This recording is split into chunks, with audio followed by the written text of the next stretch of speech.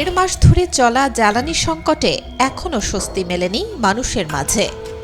রাজধানী সহ দেশের প্রায় সব অঞ্চলে জ্বালানি তেলের সংকট আরও তীব্র হয়ে উঠেছে। কোথাও পাম্প বন্ধ, আবার কোথাও সীমিত বিক্রিতে দীর্ঘ লাইন। সব মিলিয়ে এক ধরনের অচল অবস্থা তৈরি হয়েছে।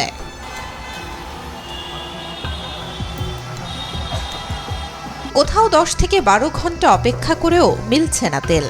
জ্বালানির জন্য রাতভর পাম্পেই অবস্থান করছেন অনেকে। খাত সংশ্লিষ্টরা বলছেন, দেশজুড়ে এখন অধিকাংশ পাম্পে রেশনিং পদ্ধতিতে তেল বিক্রি হচ্ছে।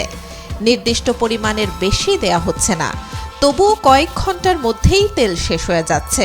ফলে বন্ধ হচ্ছে পাম্প, আবার নতুন করে তৈরি হচ্ছে লাইন। এতে এক ধরনের চক্রে আটকে পড়েছে সরবরাহ ব্যবস্থা। রাজধানী সহ দেশের বিভিন্ন এলাকার পাম্পগুলোতে প্রতিদিন সকাল থেকেই যানবাহনের দীর্ঘ সারি দেখা যায়। বাইকার ও চালকরা জানান, দীর্ঘ সময় লাইনে দাঁড়িয়ে থেকেও পাচ্ছেন না তেলের নিশ্চয়তা। পিজির যে গেটটা না ওই পাশে ওই বন্ধ গেছে গা, পরে আবার এখন আসছি, প্রায় 1.5 ঘন্টা ধরে আসছি।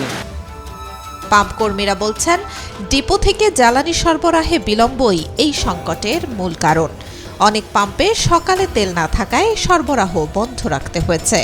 পরে যখন তেল আসে তখন একসঙ্গে বিপুল সংখ্যক যানবাহন ভিড় করে।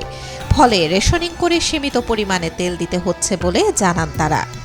এতে একদিকে লাইন কমছে না, অন্যদিকে অসন্তোষ বাড়ছে। এই গাড়ির সিরিয়ালটা অনেক দূর পর্যন্ত চলে যায়। তারপরে আমরা যথাসাধ্য চেষ্টা করছি ওই রকম রেশনিং সিস্টেমে সবার চাহিদা যাতে পূর্ণ হয়। এই সংকটকে ঘিরে ভিআইপি সুবিধা নিয়েও বাড়ছে ক্ষোভ।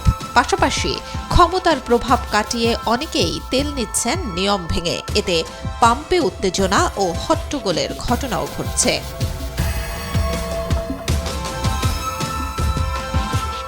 এদিকে জ্বালানি সংকটের মধ্যেও সরকারের পক্ষ থেকে ভিন্ন বার্তা দেওয়া হচ্ছে।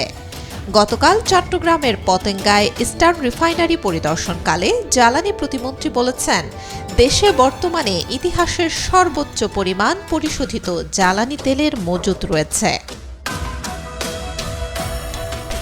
Desk report, B news 24।